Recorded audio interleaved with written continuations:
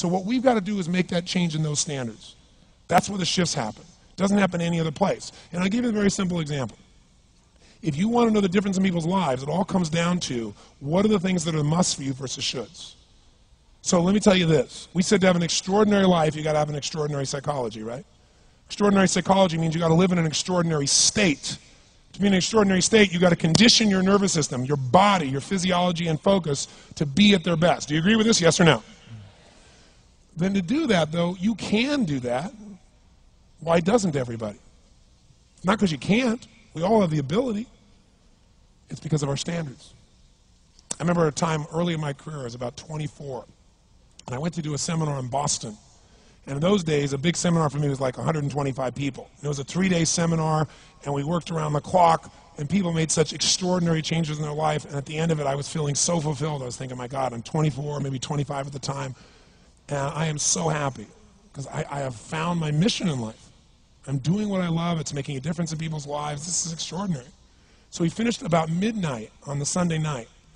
And around midnight, I'm still wound up, so I don't feel like going to bed.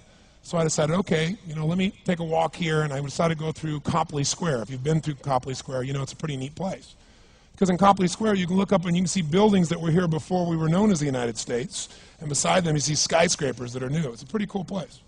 So I'm walking around midnight on Sunday night. There's nobody in Copley Square midnight on Sunday night. And I'm walking along, and I see this guy in the distance, and he's kind of stumbling back and forth between the gutter and the sidewalk. He's got a long trench coat on, his head's down like this. He's holding a brown bag, and I can start to smell him even before I get there, and I'm thinking, this guy's obviously drunk. And as I started to get closer, I thought, I bet he's going to beg me for some money. And sure enough, whatever you focus on life tends to happen, doesn't it? So sure enough, he gets real close to me, and I thought all of a sudden he wasn't going to do it, and all of a sudden he popped his head up. It was really weird. He went, "Mister!" He had this really bizarre looking sounding voice. He went, "Mister, could you loan me a quarter?" And I thought, do I want to reward this behavior? And then I thought, I don't want him to suffer. Do you have this dilemma sometimes? Like, I'm not here to judge. So years ago I finally decided I always just give. Even if the person's pulling a scam, that's for them to deal with. If I have the ability, then I give. And so I thought, but could I teach him something? So I asked him a question back. I said, is that all you want is a quarter?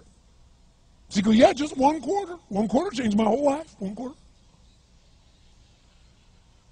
I said, really? He said, yeah, one quarter. So I reached in my pocket, and I pulled out my money clip. And in those days, I was very young, just starting to succeed. And my original mentor was a man named Jim Rohn. I don't know, how many have heard of Jim Rohn? Anybody? Yeah, he's a great guy. And Jim told me, he said, Tony, look, you've come from a poor background. You got a poor psychology. You got to change it. He said, you don't have any money, so pretend you do. He said, start training your brain. Condition it. He said, go save all your money, get $300 bills, and put them on the outside of your money clip, even though you only have $5 in between them. So every time you put it out, you'll see that, you'll feel inspired, you'll feel better. He said, and you'll feel better, you'll do better. So I was like, okay. So I did. So I pulled my money clip, and sure enough, I got $300 bills in. I made sure he saw the bills. So I'm tearing through that, right? Looking in between there, see if I can find some change. But I made sure he saw it. Sure enough, he's looking at the $100 bills, checking it out. I find the quarter, I pull it out, take the money, put it in my pocket. I notice he's watching my hand going into the pocket. I took the quarter, and I looked at him, and I said, sir, life will pay any price you ask of it. And I gave him the quarter. And then something really interesting happened. He took the quarter. He looked at the quarter. He looked at me. He looked at my pocket. He looked back at the quarter, looked at me, looked at my pocket, looked at me again, looked at the quarter, looked at my pocket, looked back at me and said, you're weird. And then he shuffled on off like this, right? And I thought to myself, wow, what's the difference between him and me? I mean, I was 24, 25 at the time, doing what I love most, have my mission in life, and he's in his early 60s, drunk on the street begging for quarters. What's the difference? And I thought, well, maybe God's blessed me because I'm such a good person. I thought, oh, and he's such a bad person, that's such bull. And I thought, wow, maybe the answer to that question is what I just told him. Life will pay whatever price you ask of it. But you know what's interesting? You got to ask intelligently. In the Bible it says, ask and you shall what? Yeah, pretty good formula. You ought to look into it. But you know what? It says, ask and you shall receive, but I'm sure it meant ask intelligently. I'm sure that's what God meant. I'm sure he didn't mean bitch and you will receive. Whine and you will receive. I don't think that was the instruction.